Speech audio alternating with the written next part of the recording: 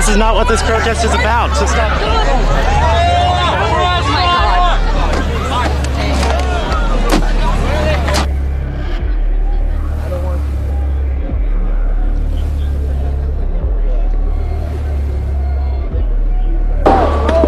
Oh,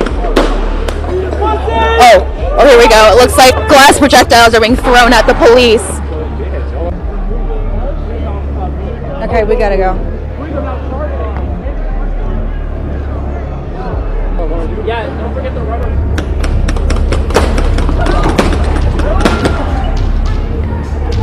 Watch your stick!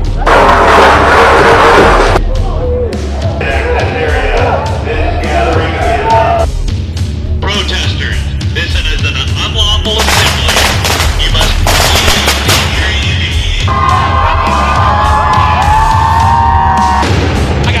I got hit.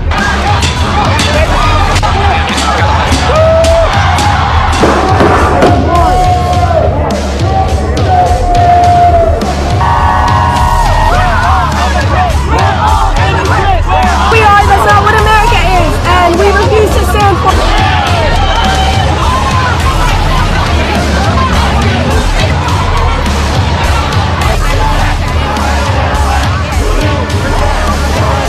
There's a lot more of us than there are of them. Hillary won the popular vote. Love does Trump hate. We need to continue this fight, you guys, please. In cities across the country, thousands took to the streets to voice their outrage over the election of Donald Trump. The people united. We saw crowds actually being disruptive. And on the West Coast, protesters set fires and faced off with police. In Los Angeles, hundreds ran onto Interstate 101, temporarily shutting it down. that's total gridlock on the 101. More than a dozen people were arrested there. Trump has tapped into something very deep and dark and evil in our country, and now we're all going to pay. Up to 10,000 people packed the streets of Midtown Manhattan, holding anti-Trump signs and blocking traffic. About 65 people were arrested near Trump Tower, mostly for disorderly conduct. And while there were some calls for unity, I think we have a new president and we should all unify and rally around President Trump. They were drowned out by frustration and fury. He's a racist, homophobic, xenophobic nightmare, misogynist nightmare, and he doesn't represent the values that I know to be American values. If he actually cared about us, he would be bringing us all together. Not my president! Chants of "Not my president" stretched from Kansas City to Seattle. Thousands gathered outside Chicago's Trump Tower, where demonstrators shut down streets. He is dividing us. He is dividing minorities. He is dividing women. He's dividing gays. He is dividing the very social fabric of this world. In New Orleans, they burned a doll in Trump's image. I am what some people would call a conservative. We cannot give up the United States of America for Donald Trump. In response, Donald Trump tweeted last night, "Just had a very open and successful presidential election. Now, professional protesters incited by the media are protesting. Very unfair." But his tone changed a bit this morning. Trump tweeted this, and I quote, "Love the fact that the small groups of protesters last night have passion for our great country. We will all come together and be proud." Brent Weisberg of our affiliate Coin TV is in Portland now, where there is a lot of damage this morning. Brent, good morning to you. Good morning. Police here in Portland, Oregon have arrested more than 24 people. Nearly 4,000 were voicing their anger over the newly elected president, and what started off peacefully quickly turned chaotic. Overnight, violence erupted on the streets of Portland. During the second straight day of protests, I got hit over the election of Donald Trump. Police in riot gear launched flashbangs and fired rubber bullets to try to break up the crowd of roughly 1,500 people. Officers declaring the demonstration a riot after several people began vandalizing cars and businesses in the city's Pearl District. Some protesters launched fireworks and other projectiles at police. I threw a trash can at them because I'm angry. Will you go home? No, I will not go home. At one point, a man brandishing a gun demanded the protesters move away. I live here. Don't go me. I didn't vote for Trump. Why are you coming at me? There were reports of attacks on drivers. Cell phone video shows a woman throwing detergent on protesters after she left her car. What started out as a peaceful protest descended into chaos. We are here for love. We are not here to spread hate. There are expectations that the protesters will be out once again today. We are still waiting to learn on how many officers, if any, were injured. Yes, I am. 16 years ago, the American cartoon series The Simpsons predicted what has today become reality, a Donald Trump presidency. In the episode, Lisa Simpson takes over from Trump, inheriting a huge hole in the budget. Country is broke. How can that be? Seen as an absurd joke at the time, the cartoon's producer, James L. Brooks, spoke of his disillusionment. You know, shocked, scared stiff, worried about the country. What's your biggest concern now? My biggest concern is that he meant what he said while he was running. That's my biggest concern. Trump has featured in The Simpsons several times and was mocked in another episode of the satirical cartoon last year after he announced he was running for president. The Democratic Party faces an uncertain future this morning. Hillary Clinton called for national unity yesterday during her emotional concession speech, but her party faces a reckoning now. The Democrats are out of power in Washington. Nancy Cordes looks at how party leaders see the way forward. Nancy, good morning. Good morning. Democrats are grappling with how to approach Trump. They believe he ran a bigoted, divisive campaign, but they know that voters clearly saw something different. And the reality is that Democrats don't control Congress, so they can't do anything without him. That's why Clinton tried to strike a conciliatory note in her concession speech. Clinton took the stage amid a sea of tears. Staffers, donors, volunteers who never saw this loss coming. I'm sorry that we did not win this election for the values we share and the vision we hold for our country. Clinton urged women supporters who had longed for a female president not to get discouraged. To all the little girls who are watching this, never doubt that you are valuable and powerful and deserving of every chance and opportunity in the world. She said she wants Trump to succeed, but pointedly warned him of the constitutional constraints he will inherit. The rule of law, the principle that we are all equal in rights and dignity, freedom of worship and expression. Her primary opponent, Bernie Sanders, was even blunter. To the degree that Trump pursues racist, sexist, xenophobic, and anti-environment policies, Sanders wrote, we will vigorously oppose him. But there was also an olive branch. House Minority Leader Nancy Pelosi vowed to work with Trump on a robust infrastructure jobs bill. Senator Elizabeth Warren, one of Trump's toughest critics, offered to put aside our differences and work together to rebuild the economy for working people. Now there's a new transition going on. At a dinner last night, Vice President Joe Biden assured Jewish leaders that the president-elect will defend Israel. There's going to be disagreements tactically, but never on the basic fundamental commitment. Well, I feel like I did when the World Trade Center was attacked. I'm waiting to see. You know, I'm stunned, but we're gonna see. I'm gonna give him the benefit of the doubt. We'll see what happens. This was about world order, you know, doing things that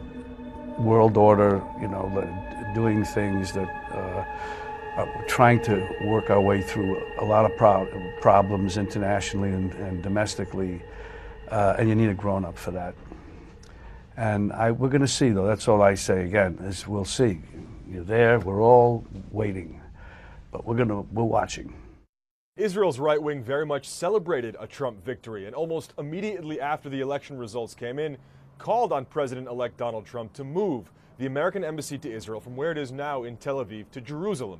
That would effectively be the United States recognizing Jerusalem as Israel's capital. That would buck the United Nations and decades of U.S. policy when it comes to Jerusalem, but that was a campaign promise of Donald Trump, and it's now those right-wing leaders, including the Jerusalem mayor and Israel's right-wing justice minister, who called on Donald Trump to make good on that promise. Meanwhile, the education minister congratulated Trump and also said the era of a Palestinian state is over. Meanwhile, it was Prime Minister Benjamin Netanyahu who gave a much more measured, much more down-the-middle message. Here is what he had to say. President-elect Trump, my friend, congratulations on being elected President of the United States of America. You are a great friend of Israel. Over the years, you've expressed your support consistently, and I deeply appreciate it. I look forward to working with you to advance security, prosperity, and peace. Israel is grateful for the broad support it enjoys among the American people, and I'm confident that the two of us, working closely together, will bring the great alliance between our two countries to even greater heights. The Dow Jones Industrial Average has closed at a record high. Donald Trump's victory in the US presidential election had been expected to rattle investors. However, after a volatile opening, the Dow began climbing on Wednesday in response to Trump's conciliatory tone. It was fueled by big gains in components like construction, banking and pharmaceuticals. The index rose 218 points, or 1.18%, by the close of trade. It ended Thursday's session at 18,807. Chaos in the Chilean Congress was followed by the forcible ejection of a number of public sector workers. They went to the lower house to protest against changes to public sector salaries, which were being voted on in the chamber. The leader of the National Association of Fiscal Employees has urged workers to strike until the next move has been determined. After Donald Trump's surprising victory, many Muslim Americans are aware of the threat of increased Islamophobia. One incident in New York is very telling. Fariha Nissam, a Muslim student, rode on the Q43 bus Thursday morning. A white couple had boarded the bus near the Springfield border and began to try to take her headscarf from her. The pair walked in her direction, and the woman gestured toward her hijab. Nizam told CBS News, "She started telling me to take it off and that I'm not allowed to wear it anymore. She came towards me and tried to pull it off." Other Muslim women have reported hostile encounters and harassment this week. A civil rights group in the US says it's monitoring reports of several incidents targeting Muslims since Donald Trump's victory on Tuesday. Activists are urging the president-elect to denounce the attacks. The Council on American Islamic Relations is also reporting breakouts of racist graffiti and the bullying of immigrant children. Trump's team has so far made no comment. During the campaign, the property billionaire called for a ban on Muslims entering the country for security reasons. He's made calls for unity since the victory. Reports of attacks come as demonstrators across the country protest against Trump's victory. They've blasted his campaign rhetoric about immigrants, Muslims and women.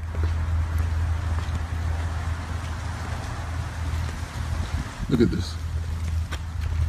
In one school, children shouted, "Build the wall," in front of their Hispanic classmates. They are referring reportedly to Trump's plan to close the US border with Mexico.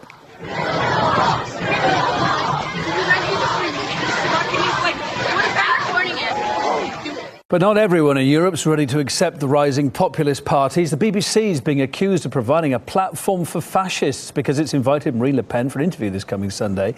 The broadcaster is, in fact, having to defend its decision, as Anastasia Churkina found out.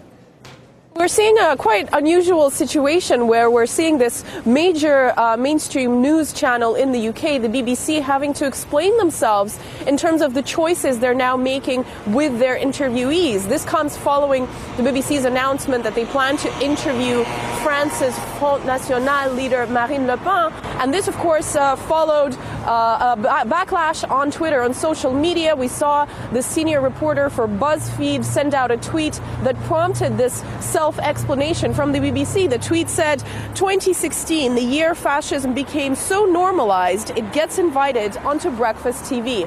And then, instead of potentially just letting this go. We saw the BBC respond with as many as 7 very detailed tweets about their choice to interview Le Pen. Specifically, they said the shocks of the Brexit referendum and this latest Trump election make her victory a possibility. Unless a politician is irrelevant or expresses views that are illegal, it's our job to hold them to account and allow viewers to understand what they think. Our views about them are irrelevant. If you're unhappy about Marine Le Pen's electoral success, fair enough. But that success and Trump's shock win justify this interview. So it's really curious to see these developments while we're watching how the mainstream media is going to exactly adjust themselves to these new realities. But we do see the BBC really caught in a situation where they have to explain why they choose to interview a politician that is in fact quite popular here in France. Adam Gary from the news website theduran.com told me the BBC's got nothing to apologise for here. It's all well and good for these mainstream media hangers-on in the West to call everyone a fascist who they don't like. I think that they're scared. They're scared of losing ratings, and more importantly, they were once the people who controlled the crux of power, and now they find themselves in the opposition. They don't know how to handle being the opposition, so they're trying to clutch at straws and invite any leader they think represents the movement. I think it's going to be an unfair interview. I think they're going to use it to paint Donald Trump supporters as something they're not. But I think that it's totally fair that they can interview who they want. She's not a criminal. She's not a fascist. She is what she is.